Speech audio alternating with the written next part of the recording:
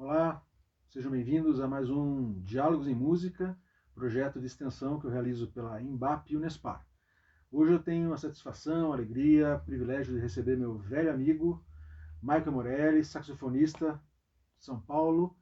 Nós tivemos o prazer de ter contato com a música através do saxofone, da nossa amizade, num evento que é esse daqui, o primeiro encontro internacional de saxofonistas, realizado em 2004, na cidade de Tatuí, no conservatório, onde o Michael é professor, membro de vários corpos artísticos musicais da cidade.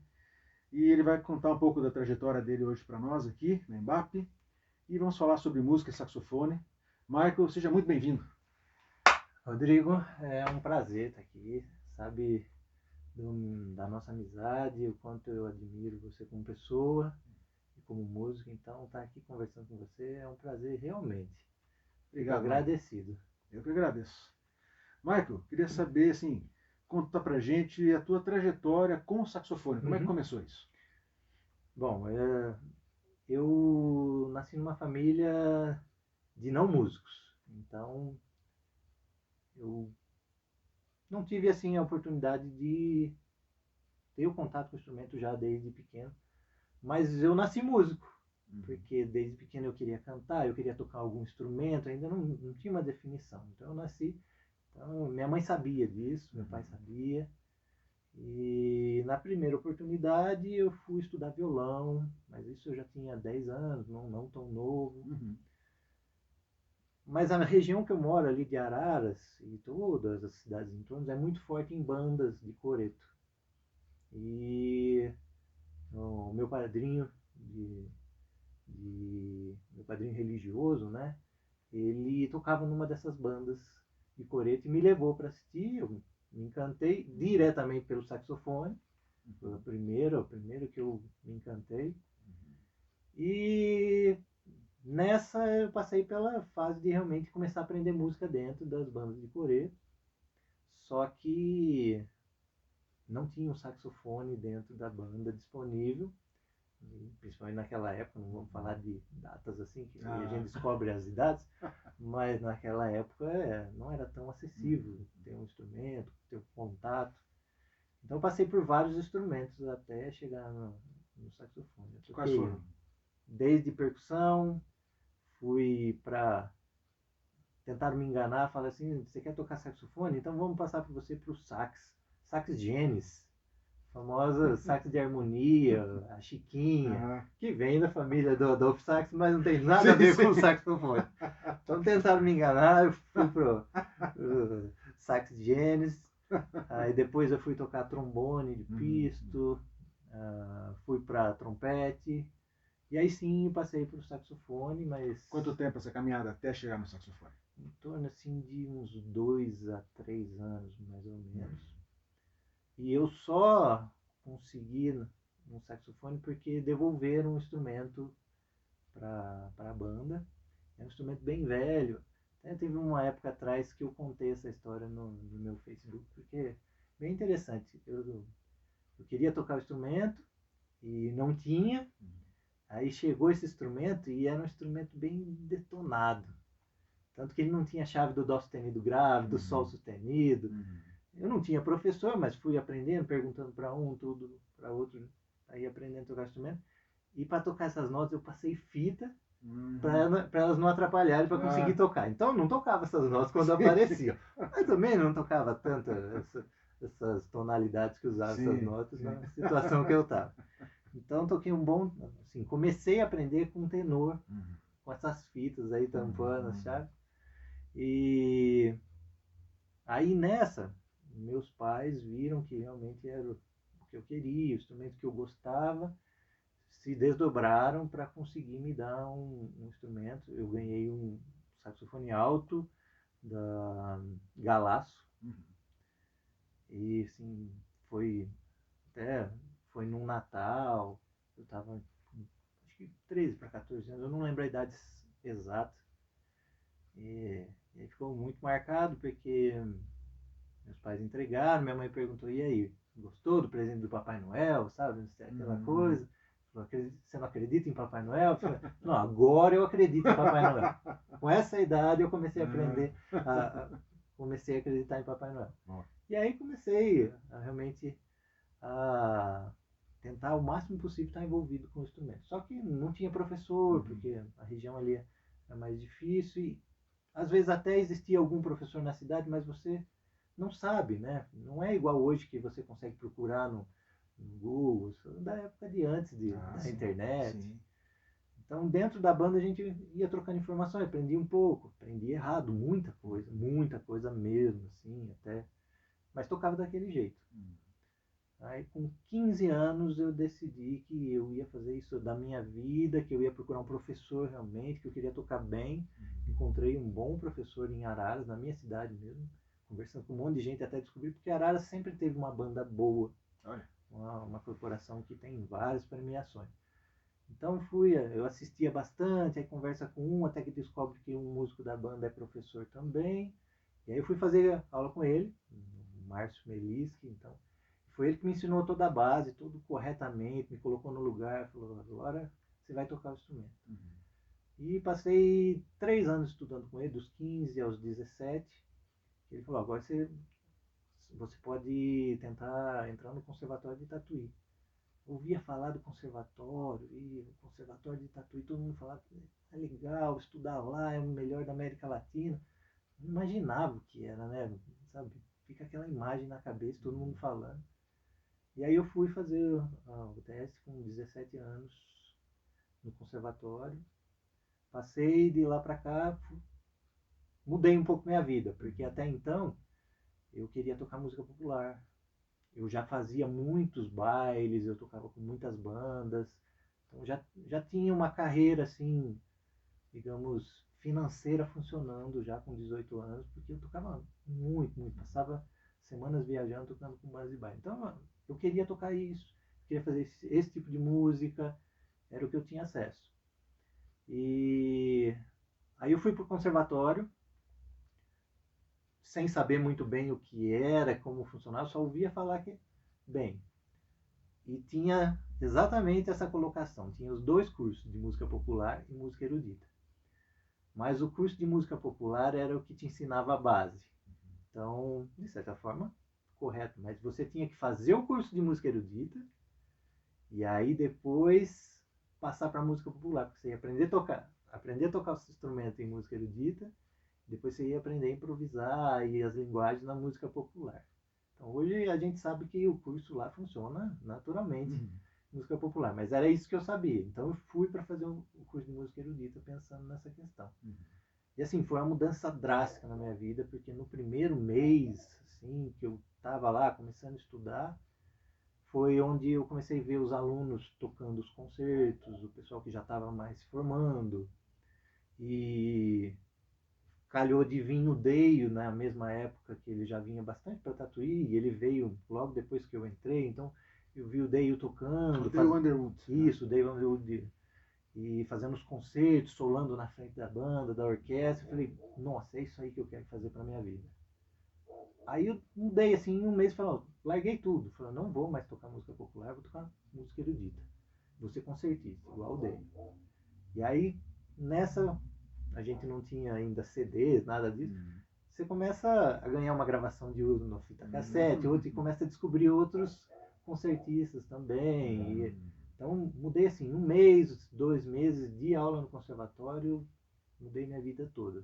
Essa época, na verdade, era só fita cassete, VHS e vinil. Nossa, né? vinil. E para chegar vinil pra gente aqui de saxofonistas era raríssimo. Então o que a gente tinha era fita cassete, uma fita cassete de que às vezes a gente nem sabia quem era que estava tocando, e quem passou para você também não sabia, porque outra pessoa tinha passado para ela. Mas era o que a gente tinha de referência. Isso uma fita gravada da outra, né? Quando chegava para você, estava meio tom abaixo. Exatamente. Às vezes você comparava quem gravou com a outra, a música estava em outro tom. Faz parte. Fazia parte do que a gente tinha na época. E era muito bom. Muito bom. Você ouvia aquilo lá, até hoje, assim, ouvir o som de fita cassete ou de vinil, dá uma sensação gostosa, assim, de a música mais pura. Jovens procurem aí vinil e fita cassete. Tentem descobrir o que é vinil e fita cassete. Tente ouvir uma gravação de vinil e vai ver que é. Mas era muito bom. Era tudo mais difícil, mas tem esse saudosismo que é muito bom dessas questões. É verdade. E aí eu entrei no conservatório com essa ideia de ser concertista, de trabalhar com música clássica, ser saxofonista erudito. Fiz o curso todo de erudito. Na época ele era em 6 anos. Então eu completei o curso em 3. Eu decidi que eu ia o mais rápido possível entrar nessa vida. Fiz o curso em 3 anos, aí aproveitei e fiz mais um de aperfeiçoamento, só com peças e concertos. E aí, naquela meio perdido, o que eu vou fazer da vida, para onde eu vou, com o que eu vou trabalhar com música, porque a gente sabe que não tem muitas vagas desde aquela época para saxofonistas clássicos, né? A gente vai criando um pouco. Exato. Então, uma das opções era ser músico militar. Eu até cheguei a fazer o concurso militar, passei nas fases, mas não fiz a última fase do concurso, né? Porque deu certo de abrir uma vaga no conservatório e entre os professores e a direção eles me indicaram como professor. Então eu desisti do concurso militar para ser professor no conservatório. Isso já faz um bom tempo. Se arrepende? Nem um pouco. Às vezes a gente para pensar um pouco na estabilidade, porque no concurso militar você tem toda a estabilidade da vida toda se você fizer tudo certinho, né? E ali assim a gente não tem essa estabilidade, apesar do conservatório funcionar há tantos anos, sem nunca nada ter conseguido realmente desmontar a existência dele. Então, às vezes pesa um pouquinho disso, mas não me arrependo nem um pouco. Nem um pouco. Eu vivi um sonho. Eu tinha um sonho, eu imaginava que o conservatório era um lugar maravilhoso, que era tipo um oásis de música. Fui para lá, descobri que realmente era um sonho, sim, com todas, agora um pouco mais pé no chão, mas realmente era um oásis no meio de tudo isso. E vivi esse sonho de estar lá dentro, tanto como aluno, tocando lá dentro e depois como professor. E aí depois a gente teve a reformulação, que a gente teve que se tornar todo mundo CLT. Aí eu ingressei na banda sinfônica do conservatório, então passei mais de 12 anos dentro da banda sinfônica como músico contratado. Toquei com vários maestros, fiz repertórios dificílimos, então isso fez assim, a minha carreira decolar realmente. E hoje a tua situação no conservatório é exatamente como? Hoje eu sou professor de saxofone, erudito, isso é bom, porque tem as duas. Tem os dois cursos e é uma vaga assim que é bom frisar porque ela existe realmente como professor com certeza. erudito. E também sou professor de prática em conjunto como regente de banda sinfônica jovem. Então eu trabalho com os alunos, sou o regente responsável pela banda jovem do Polo de São José do Rio Pardo, que é a única extensão que tem do conservatório fora de Tatuí, na cidade de São José do Rio Pardo. E hoje não estou mais na banda sinfônica fixo, né? Faço alguns trabalhos juntos ainda com a banda sinfônica, mas hoje estou mais direcionado para o Polo de São José do Rio Pardo. Perfeito. E fora disso, como é que é a tua... Eu sei que você está trabalhando também com a regência, com a banda que você tem já uma relação muito longa, né? Explica aí como é que funciona. A Corporação de Araras, que agora ela mudou nomenclatura para a Orquestra de Sopros de Araras, logo que eu já ingressei no conservatório, também ingressei na corporação. Fiz minha vida lá dentro, tudo. Sempre foi um grupo muito legal de se trabalhar. E alguns anos atrás, eu fui buscar assim para auxiliar o maestro da corporação, fui fazer o curso de regência, me formei em regência também, me tornei auxiliar E aí, de repente, a oportunidade surge, a vaga fica aberta e eu me torno regente da Orquestra de Sopros de Araras também, que eu estou até hoje. Faz quanto tempo, Marco? Desde a pandemia, 2020, nós estamos agora em 2023, 3 anos certinho. Então, acabei trilhando a carreira de regente, assim, gosto muito do trabalho, mas não foi realmente alguma coisa pensada, vou ser regente. Acabou acontecendo e foi. Agora, esse ano, assumi também uma das bandas que eu trabalhei, uma banda sinfônica na cidade vizinha, de Limeira, uma banda com um trabalho muito sólido, se chama Banda Henrique Marques, meu vizinho de Araras, então assumi como regente titular. Então acabei dividindo um pouco. Que bacana. O tempo. E assim, fala pra gente, assim, esse lado da regência te realiza musicalmente? Me dá muito prazer.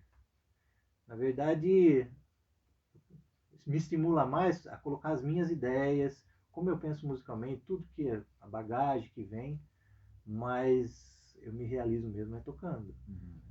A minha realização está como instrumentista e assim, bem específico como concertista, é onde realmente eu entrego o que eu quero mesmo, onde eu faço o que eu gosto, que eu busquei a vida toda.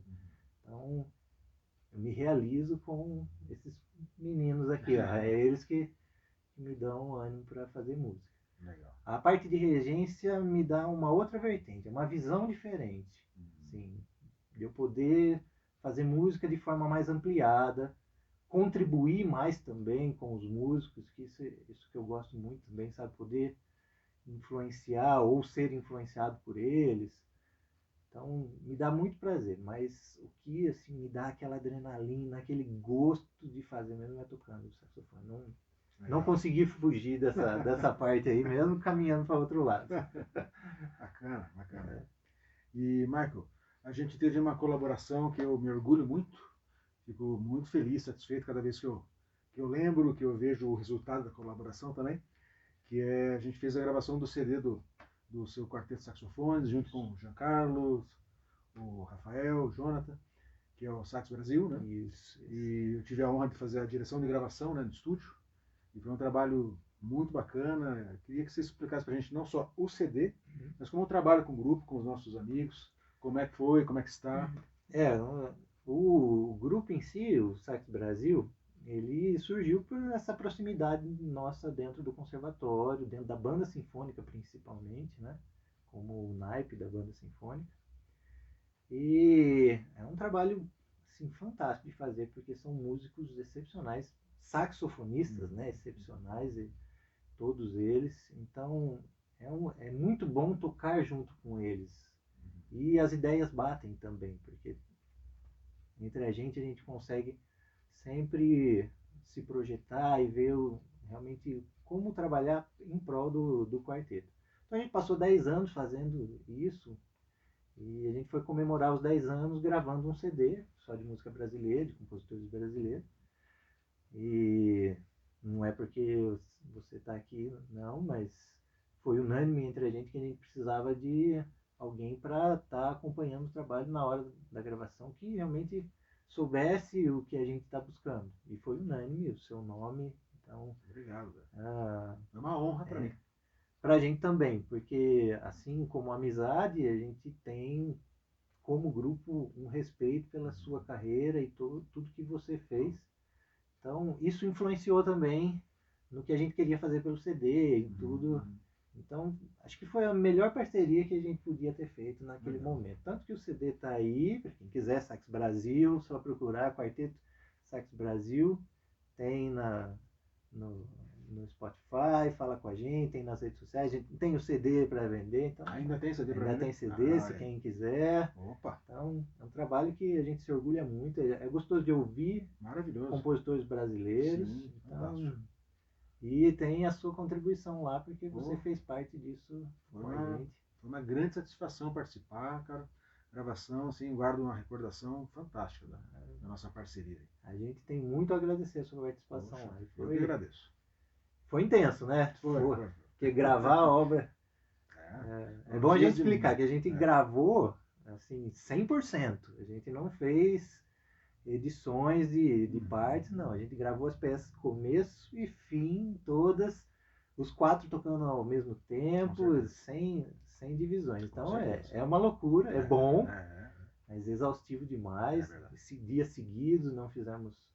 Então é um resultado que depois a gente acaba se orgulhando mesmo. Com certeza. Vale a pena. Com certeza. Vale a pena fazer para chegar. Procurem conhecer, sim, que vale muito a pena. E o repertório é muito bom. Compositores brasileiros que escreveram fenomenalmente para essa formação de quarteto, né? Música brasileira erudita ou clássica, ou com essa ideia um pouco mais sinfônica, né, do instrumento. Michael, o que você pensa assim para o teu futuro musical da tua carreira? Hoje, assim, como a gente está passando por um momento bem difícil, vi depois da pandemia, acho que todo mundo repensou um pouco. Eu também passei momentos um pouco complicados aí depois da pandemia, então repensei muita coisa. Mas uma certeza eu tenho em relação ao instrumento, à minha vida musical.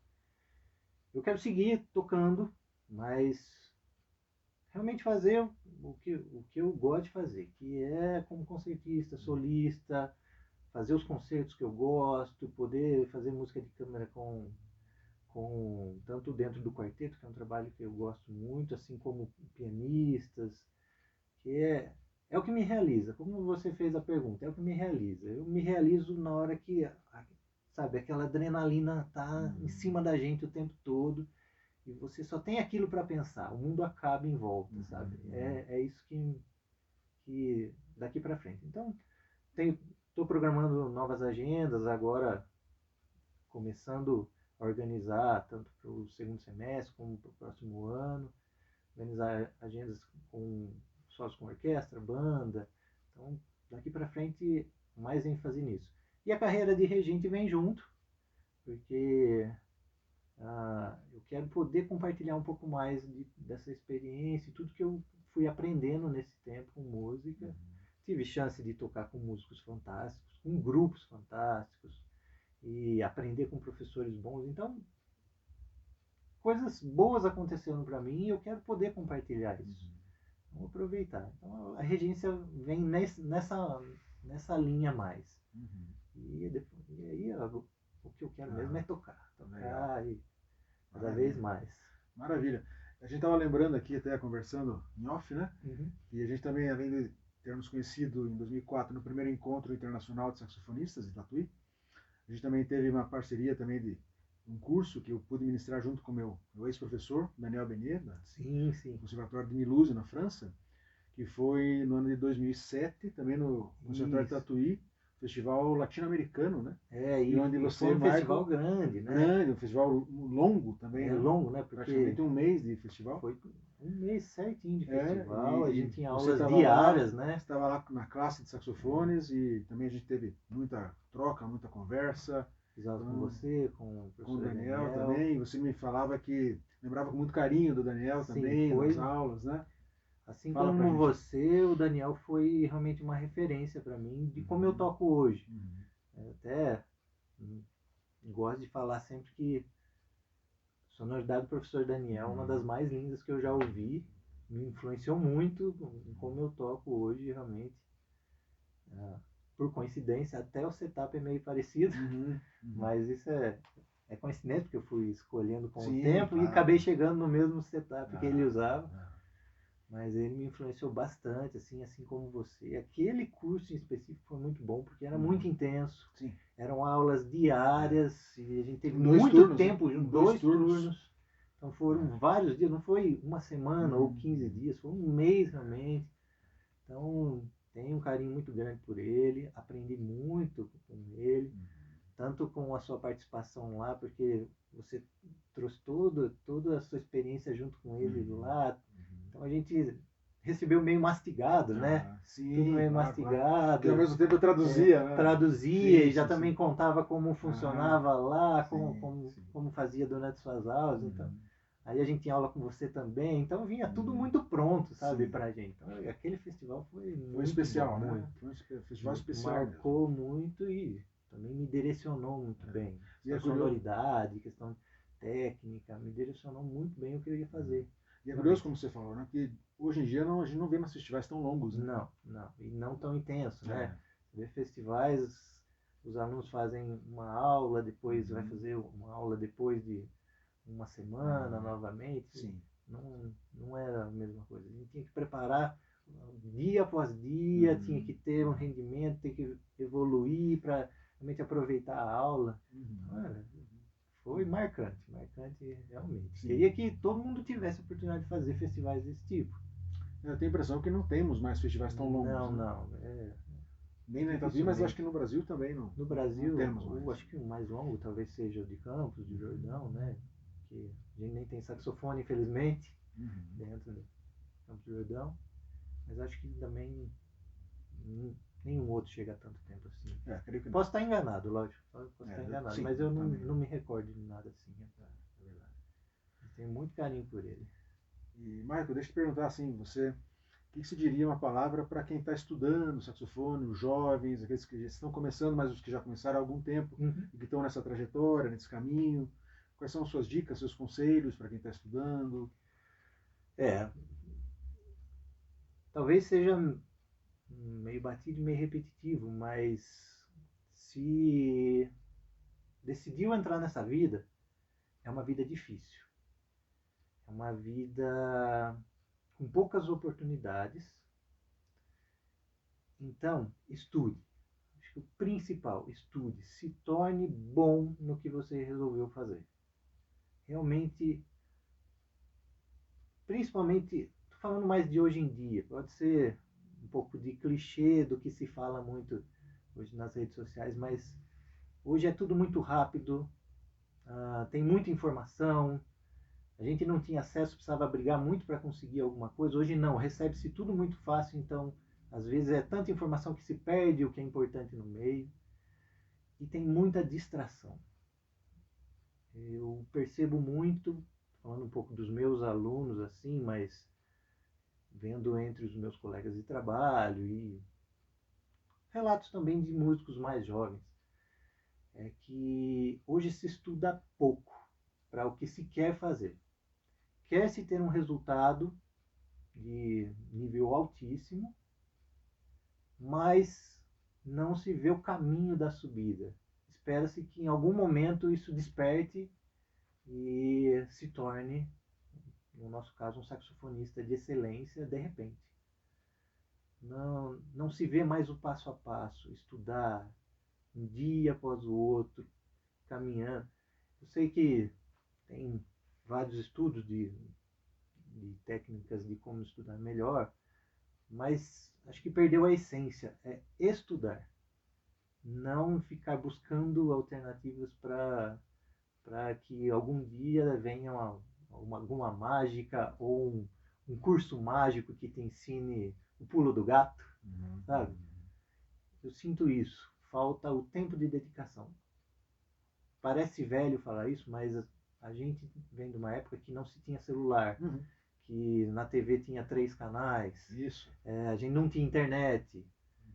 Então, o que você fazia Às vezes tempo? nem telefone não tinha. Nem telefone, não. Telefone era uma coisa rara, muito caro e podia se usar muito pouco.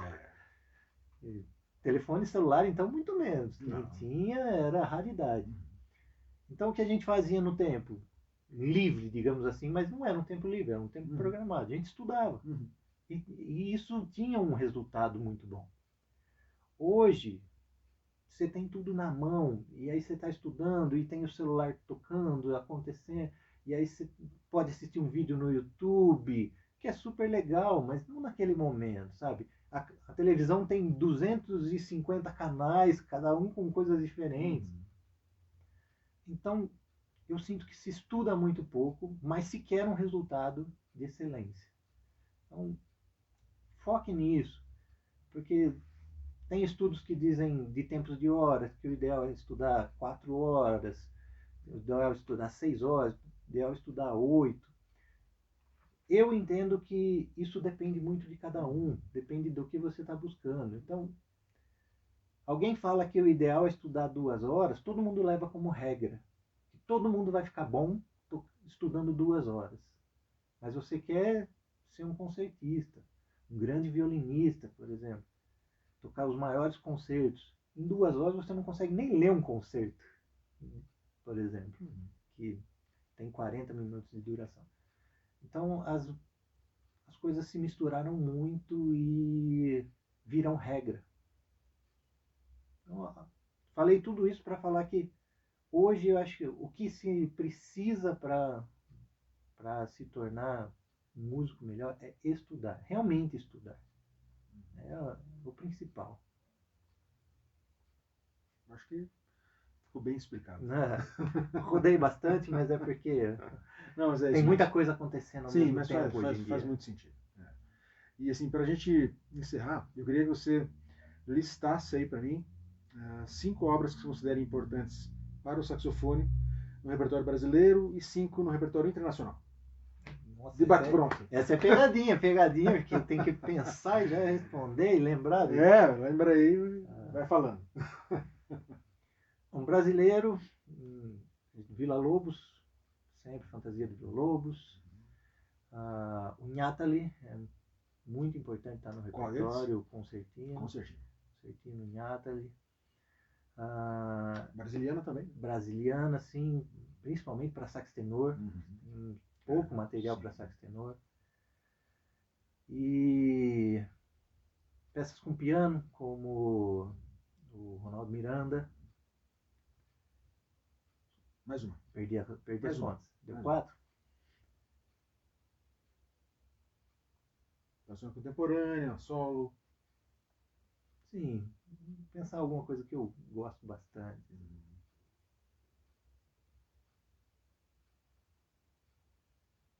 Contemporâneo também é importante ter alguma coisa como tem vários agora brasileiros, né?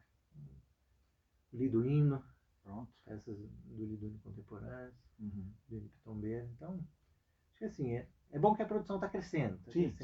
Essas brasileiras e do repertório internacional, que é aí genérico, né? Todos os países. De todos os países, mas eu ainda sou da velha guarda. Eu acho que a gente tem que manter o Gladunov, peça, concerto importantíssimo, fez história. O Jacques Behr, acho que também é outro. Dentro desse aí tem uma grandiosidade. Um que não se toca tanto hoje, que é o Debois. Concerto fantástico. Sei que tem problemas de direitos em cima dele, então limita um pouco, mas é uma obra que devia estar muito mais... Sim, fantástica obra. Mais em programas, tudo. Obras com piano, como o Desenclos. Falta uma. E Fuzzy Bird, sonata Fuzzy Bird, acho que também explora uma outra vertente, mas é muito importante estar no repertório. Isso, bom repertório. Não, é só para você pincelar algumas coisas que você considera como obras importantes, né? E já dá assim só para o pessoal às vezes despertar o interesse, a curiosidade. Mas eu acho que 2 assim me marcam bastante, que é o Glazunov e o Jacques Behr. Perfeito. Porque como eles já foram bastante tocados, estão sendo um pouco deixados. Talvez nem tanto para se tocar, porque é difícil programar, mas conhecer esses 2 repertórios, eles fundamentaram muito do que a gente toca hoje, né? Então, acho que as 2 bem marcantes para mim. São muito ricas as peças. Sim. Muito ricas. Michael, cara, a gente poderia ficar horas e horas conversando aqui. É muito bom falar de saxofone. Nossa. Mas assim, acho que para nossa entrevista o conteúdo já está muito bom, está muito diverso, com muita matéria para o pessoal escutar várias vezes, inclusive. Espero ter contribuído realmente. Com certeza, positivamente. Com certeza, os estudantes com certeza vão escutar e vão se interessar. Eu queria mais uma vez te agradecer a presença, sua visita aqui no meu estúdio, Adolfo Sax. Aqui é fantástico, lugar, uma energia muito boa. Que bom, cara. Seja sempre muito bem-vindo. Muito obrigado. Você é um grande amigo, cara, e mais uma vez muito obrigado pela sua gentileza. Eu agradeço. Valeu, Michael.